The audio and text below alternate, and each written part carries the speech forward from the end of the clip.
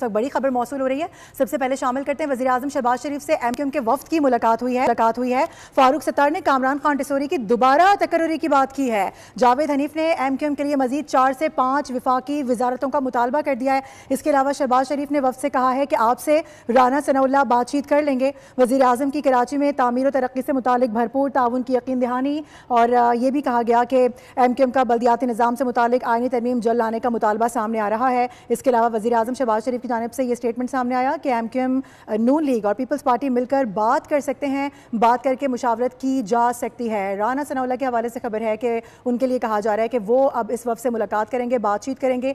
ये जो मुतालबा रखा गया है इस पर क्या कुछ होने जा रहा है, इस हवाले से हम जानने की कोशिश भी करेंगे। अभी अपने नाज़रीन को अपडेट करें कि वज़ीर-ए-आज़म शहबाज शरीफ से एमक्यूएम के वफ्द की मुलाकात हुई है। अहम मुलाकात है। फारूक सत्तार ने कामरान खान टिसोरी की दोबारा तकर्रुरी की बात की है। जावेद हनीफ ने एमक्यूएम के लिए मजीद 4 से 5 विफाकी वजारतों का मुतालबा दोहरा दिया है। इसके अलावा शहबाज शरीफ ने वफ्द से कहा है कि आपसे राना सनाउल्लाह बातचीत कर लेंगे। वज़ीर-ए-आज़म की जानिब से कराची में तामीर और तरक्की से मुतालिक भरपूर ताउन की यकीन दहानी भी करवा दी गई है।